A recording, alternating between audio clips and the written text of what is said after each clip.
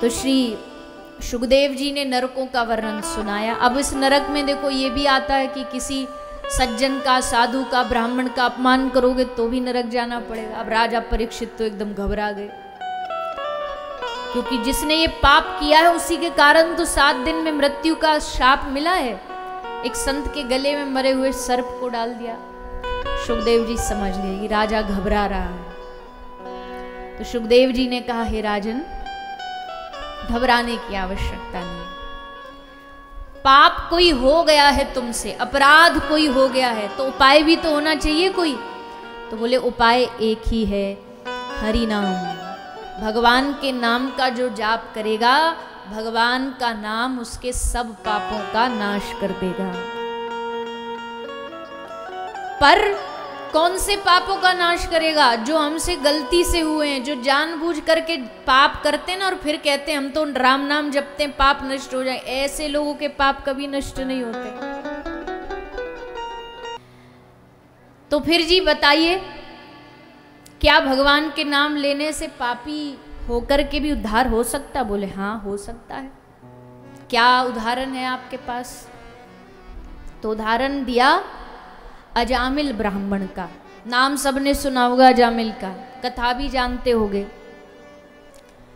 अजामिल के जीवन में इसने कोई पाप ऐसा नहीं था जो छोड़ा हो। खूब पाप किए, चोरी, डकैती, शराब पीना, पर स्त्री गमन करना, जो बुरे बुरे पाप सब इसने कर लिए। पर फिर क्या हुआ? और फिर इसके जीवन में, इसके घर में कुछ संतों का आना हुआ। और बस संतों का आना हुआ, संतों ने इसके घर का भोजन एक बार कर लिया और बस संतों ने ठान लिया इसका कल्याण करेंगे। और कल्याण करने के लिए क्या आज्ञा दी अजामिल को? अजामिल को कहा कि तुम्हारी पत्नी गर्भवती और इसके गर्भ से एक बच्चा होगा, उस बेटे का नाम क्या रख देना? तो नारायण नाम। नारायण नाम अजामिल लेता बेटे का ही था, पर भगवान तो बड़े दयालु है ना, जैसे नारायण कहता भगवान कहते हमें याद कर रहा है।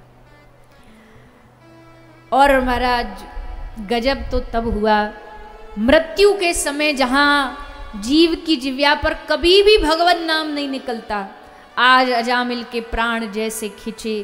तुरंत जोर से चीख करके, चिल्ला करके पुकारा, हे नारायण मुझे बचा लो, हे नारायण मेरी रक्षा करो।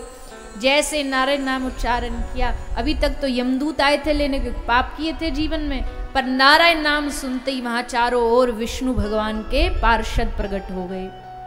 खबरदार इसको हाथ लगाया तो यमदूत बोलते आप इसकी हिस्ट्री जानते नहीं हो, बड़े खराब खराब काम किए हैं इसने, ये नरक में ही जाने योग्य है। विष्णु दूतों ने कहा चाहे इसने कितने भी बुरे काम किए, इसने अंत समय में हमारे स्वामी का नाम लिया है, ये नरक जाना छोड़ो, नरक की ओर देखने के लायक भी अब ये नहीं बचा, इसको तो अब सीधा हम भगवान के धाम लेकर के जाएंगे। दोनों में बातचीत हो गई। अजामिल सब सुन रहा कान लगा के, ये दोनों आपस में पार्षद लड़ रहे हैं, वो कह रहा है नरक, वो कह रहा है भगवत धाम। अजामिल देख रहा है। आखिर निर्णय ये हुआ, विष्णु दूतों ने कहा इसको एक मौका और दिया जाए, इसको फिर से जीवन दान दे दिया। विष्णु दूत भी छोड़ के चले गए, यमदूत भी छोड़ के चले गए। अब अजामिल को बुद्धि आई। अजामिल ने सोचा, रे बावरे, तूने सारे जीवन अपने बेटे का नाम पुकारा, बिना जान के इस नाम के महत्व को समझे नारायण नाम पुकारा, तो तू नरक से बच गया। अगर तू इसी नाम को दिल से, श्रद्धा से, भाव से लेगा तो सोच तेरी क्या गति होगी। बस तुरंत अजामिल सब छोड़ छाड़ के भगवान के नाम में लग गए।